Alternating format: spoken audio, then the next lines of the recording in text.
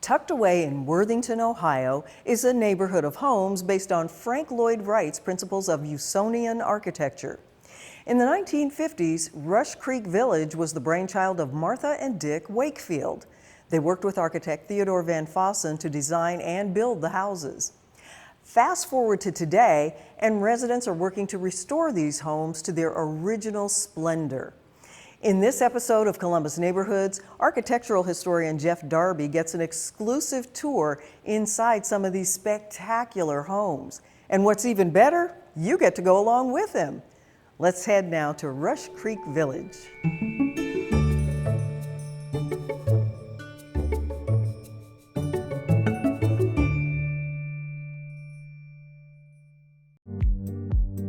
We're just coming into Worthington. It's a really historic town. It dates back to 1803, has a New England heritage. We're going to be visiting an interesting part of Worthington.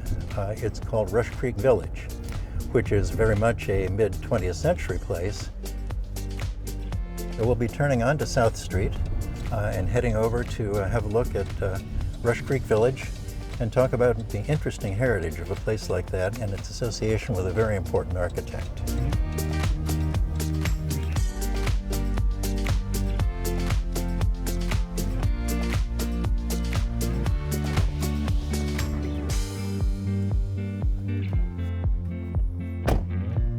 Hello, Jeffrey. Hey, Jeff, how are you? Good to see you. Nice to see you as well. Welcome to Rush Creek Village. Well, thanks. I've been here some. I had friends who lived here, and I know it's a really historic place. It is. There's lots of history, and interestingly, it crosses so many different boundaries into art and architecture. And this home, Martha and Dick Wakefield's home, is the very first, and it was the place that inspired it all. Martha and Dick had recently married, and when Frank Lloyd Wright put out his autobiography, Martha read it and disagreed with nothing and became so enamored with everything that he had written that they had heard he was in town speaking and convinced him with a bottle of scotch that they wanted to go out to Taliesin West, and they received that invitation. The lore that Martha would really love to tell was after they realized it wasn't conducive to bringing their young children out, Frank Lloyd Wright told Martha to go home, buy a Jeep, build yourself a house, and build one for your neighbor. And that's quite literally what they did. When did they build their home? When was it finished? 1955, being on the edge of Worthington, right here, it was kind of the available land at the time. And when they purchased this and then subsequently added more land, it allowed them to develop up to 50 homes here. Ted Van Fossen was the architect for the project. Correct. And tell me about his background. He was born in Columbus, one of 24 people, I believe, to study at the new Bauhaus in Chicago, which was only open 1 year. And he was 17. He convinced his parents to let him go. And he there met everyone that led him on the trajectory that took him the rest of his life. And that would include famous architects? Interestingly, he met more artists than architects at the new Bauhaus, which he said was a good thing. People like Mark Rothko, Jackson Pollock. One of his best friends throughout the remainder of his life was Tony Smith, who went on to be a very famous artist, steel monumental sculpture. Tony and Ted, when Ted was still in his early 20s, designed Glenbrow, which is the home on the east side of Columbus.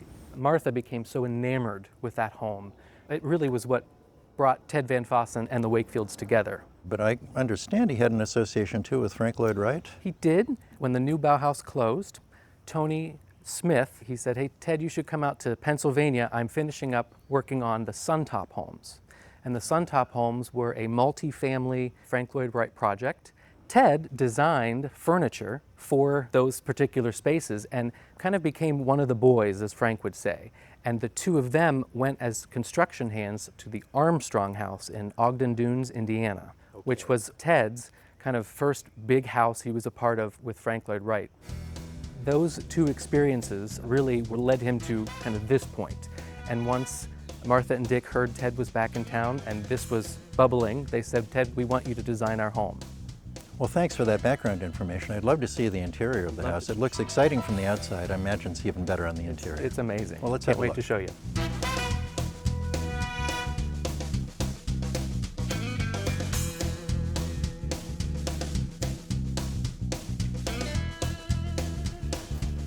Well, this certainly is not your standard American box house. I can see these intersecting geometric forms and angles and a lot of wood and concrete block. There's no shortage of visual inspiration anywhere. I'm impressed already. There are lots and lots of angles, aren't there? I'm seeing furniture that's angles and designs on doors that are angles and concrete block pillars that most people would make parallel to the wall. They're turned at an angle. Tell me about sort of the design ethic. Frank Lloyd Wright's concept of Usonian architecture was based on a 4-foot by 4-foot module, which allowed for like prefabricated walls to be brought in for ease of construction to keep costs down. So Rush Creek Village really is a community based upon simple material, done in a way that has a grid of some kind, whether it's all rectilinear or at a 30, 45, 60, or otherwise angle. All the homes share the same thing, materials, and the way at which those materials interact with the landscape and themselves. One of the neat things just behind you is the window kind of comes right into the middle of this wall, but the wall continues. So the continuity of space is really so striking in every home. But in the Wakefield home specifically, you have the main house is a square turned on at 45 degrees. Right. And the room we're standing in is a rectangle that penetrates the point of one of that square. Yeah, So you can see that as you walk through the space. when you enter a home in Rush Creek or a Frank Lloyd Wright home, you often enter a very compressed space. And then as you enter the great room, it releases. And it does something to the human psyche. There's tension and release, and you're often turning a corner to then discover a new hallway. Behind me is a sliding panel. Well, and I noticed it's 1/4-inch plywood. That's all it really is. Simple materials, thoughtfully done. This allowed for some privacy. You could close it to the right or to the left, this being a fixed panel.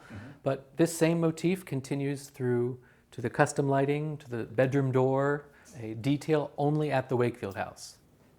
So tell me how Ted Van Fossen sort of laid out the plans, thought about how this would develop. He looked at the land first, saw where he thought houses should sit based on topography and views he thought were good vistas to frame with the homes.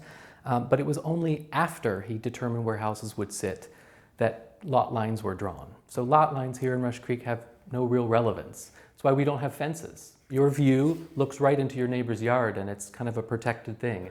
Ted's statement that land is our most important asset still rings true today. Now, Wright lived until 1959. Did he ever visit and have a look at this and take Ted aside and say, you did well? The lore I know is that when asked if he had heard about or visited Rush Creek Village, Frank Lloyd Wright said, "It's enough for me that I know."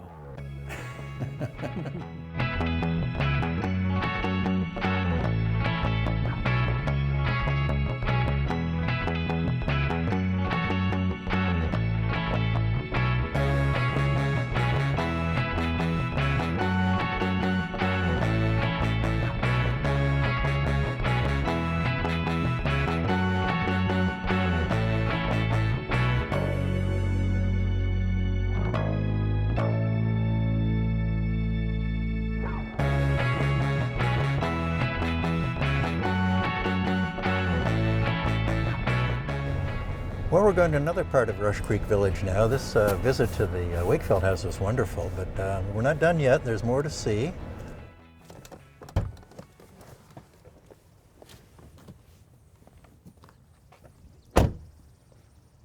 Hi, TR. How are you? Hello. How are you? Fine, thanks. Good to see you.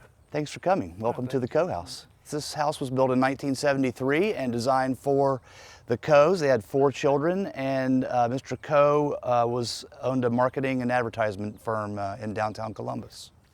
So the house is actually 4 floors, even though it doesn't look like it from the outside. Wow. When it was being constructed in 1972, the folks who were building it noticed from this angle down here that it looked like Noah's Ark. I've always been intrigued that living inside of it is very much like living in a ship. It's got very tight spaces, and even though it's 1,600 square feet, there's not a lot of room for extra things. It's noticeably different from the place we just visited, the Wakefield house. Different design in a rectangular shape. It doesn't have the same angles, but it's certainly within that same design aesthetic, let's call it, that had been established for Rush Creek. Absolutely. This being the very last of the houses that joined the neighborhood in 1973, I see reflections of all of the other design elements that came before it. And I think that because they had a family of 4, they didn't want so much of harsh angles. Well, how about a tour? I would love to see more. Great. So Ted really squeezed you in these houses when you came in the entrance, and then he always wanted a big reveal, and I think this house gives you one of those when you come up the stairs and you see the upstairs living room. Oh, that's definitely true. Look at the open space here. Yeah. The light that's coming in. It gives you a treehouse effect. It really does. You're in the canopy. And I like that you can see the road, but the road can't see you. So even though it's a very popular place for people to drive through and take a look, I never feel like my privacy is being invaded. You're not really on display, and that's part of the genius of the design here. It was just developed so thoroughly and in such detail. I see a lot of the features that you'd sort of call almost Rush Creek features, the open shelving, for example, the open kitchen. Mahogany. Yep, the use of the concrete block mixed with the wood, that very rich sort of feel. And the fireplace is a central portion of the house, so like you see in very many of the examples And here. done with at least 2 open sides, as we've seen in the other house as well, so people can enjoy it sort of in a circle around it.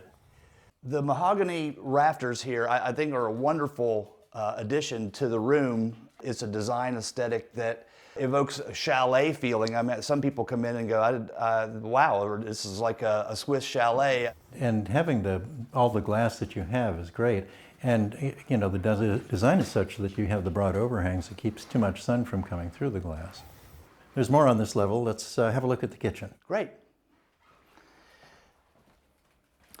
So in keeping with the theme of a ship, this galley kitchen is reflective of the rest of the neighborhood in that they wanted you to make dinner in here, but eat dinner out there. And it's the same as in the bedrooms. The bedrooms are smaller and intended for you to sleep there, but congregate in the big rooms that he provided. Also, examples of things you see in Rush Creek are these piano bench hinges. And of course, you have to have a famous Frank Lloyd Wright butt joint window. Oh yeah, the 2 pieces of glass. Well, it is a small kitchen, but it looks like a pretty good work triangle.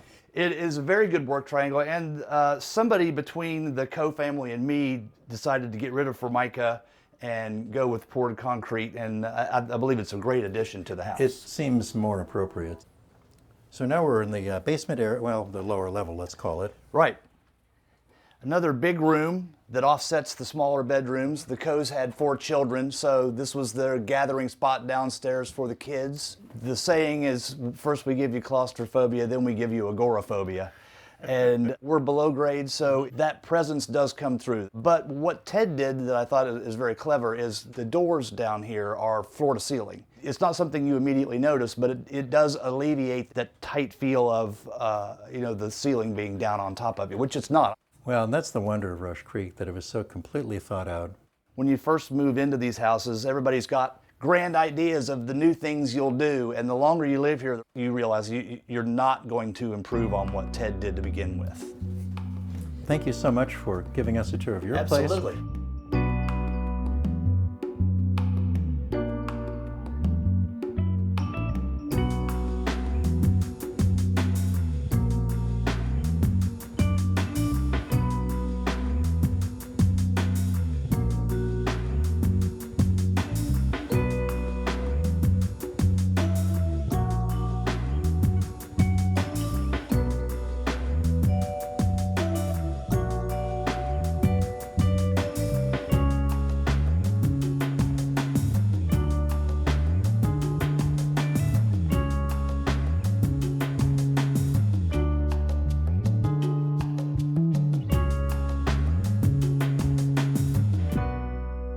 Good morning, Joel. Hey, good morning, Jeff. Good to see you. Good to see you. Thank you for inviting me here. Thanks for coming. So tell me about your house. When was it built?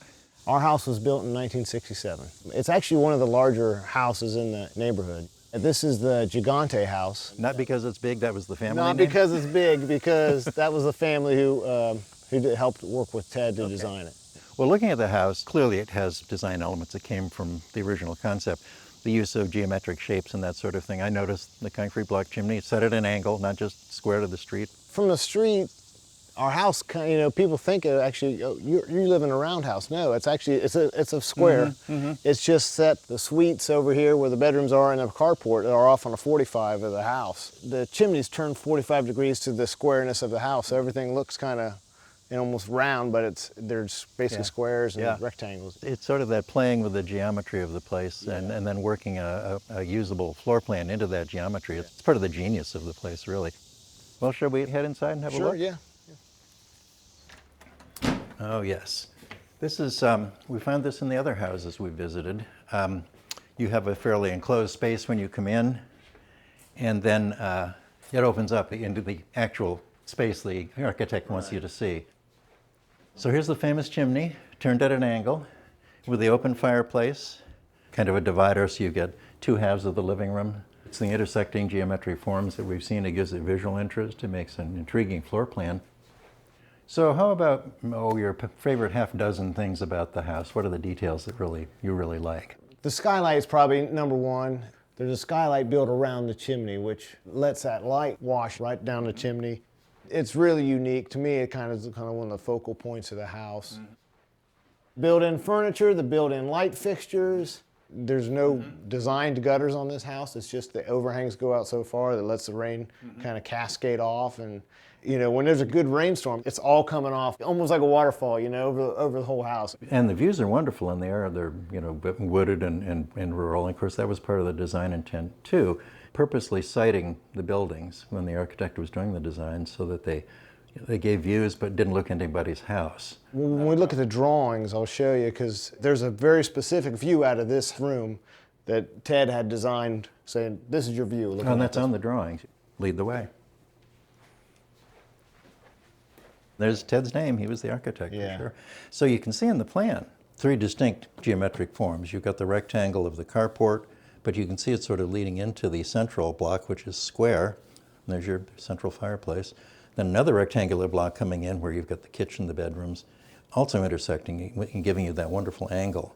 And I notice it describes the view. It says the view is this way, but then it has notes. It says this slope provides the setting for the house and keep contours and appearance natural. And then another one that says try to negotiate to keep view open into valley. So the view from the house into the wild countryside was so important in the architect's intention.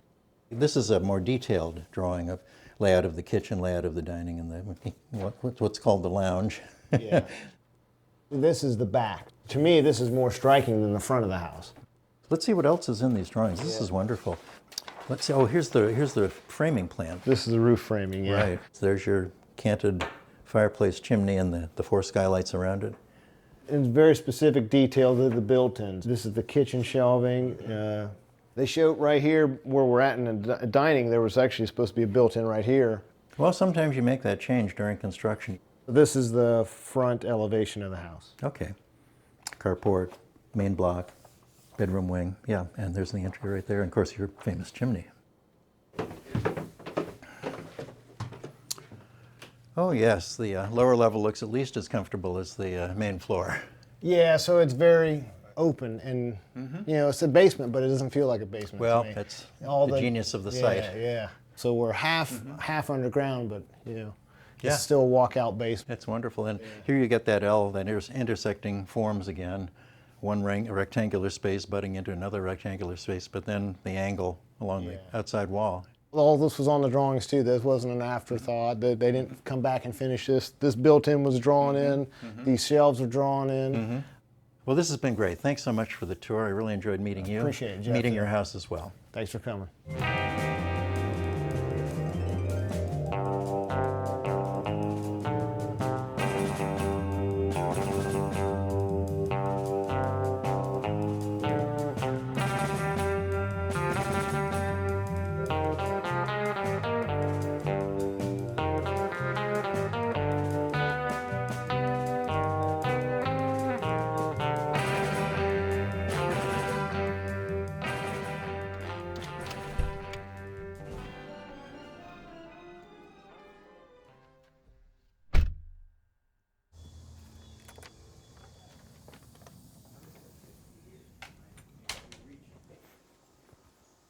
Hello, Chuck. How are you? Jeff, how are you? Just fine. Good to see you. Good to see you as thank you so well. much. Please have a seat. Oh, well, thanks.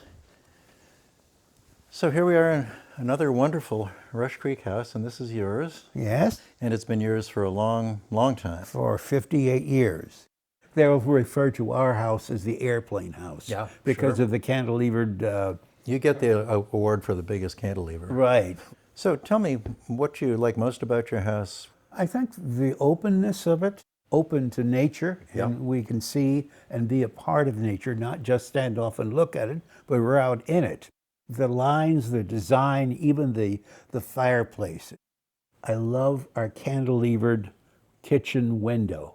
Looking at the windows here, a couple of things strike me. First of all, the glass pane itself must be, 9 feet tall? Yeah. Again, as in other houses, you've got the 90-degree butt glazing in the Right. windows that turns a corner, but really is just like there isn't any glass there at all. So you knew the Wakefields well. Yeah. What can you tell me about them? Martha, she really, really loved Rush Creek, and she was that, and she showed that in everything she did. And she was also very helpful in helping people to decide what to do if they wanted to do planting around their house, etc. Dick, he was very laid back. Can you talk about Ted's plans? And then you'd ask him, how is this going to work, Dick? And he would explain in detail how this is going to work. The issue with some of Ted's plans is that some of the other builders didn't understand how he could possibly do that because it was not conventional. Right. Dick got it. One of the tenets that Martha insisted on when this place was developed, my wife and I could not have bought a home in Colonial Hills because of the prejudice. It was segregated. Before this place was developed, in Martha's talking with the attorney, she says, there is no racism here. We don't care what color a person is. The only prejudice that we have is architectural. And she said, if you don't like it, don't buy it. So, Chuck, I feel like I'm getting to know Ted Van Fossen better and better, even though I only met him briefly. How would you characterize him generally, both from a professional standpoint, an artistic or design standpoint, but standpoint as a friend too? from the artistic standpoint, I thought Ted was almost a genius. He was so into the organic architecture, and he was so excited about connecting the homes with nature. And it was enjoyable to listen to him talk about how each one of the houses relates to each other and what he felt when he was designing this neighborhood. He was very quiet spoken, but you don't let that fool you because he was deliberate in his thinking. Well, Rush Creek and Worthington and Central Ohio are the better for it. Yes, absolutely. You're absolutely right. Well, we have one more place to visit in Rush Creek Village. This is not a house, it's a site. There is one vacant lot that is buildable, and we have a couple who have purchased the lot and planned a house. This sounds like an interesting project. Hello.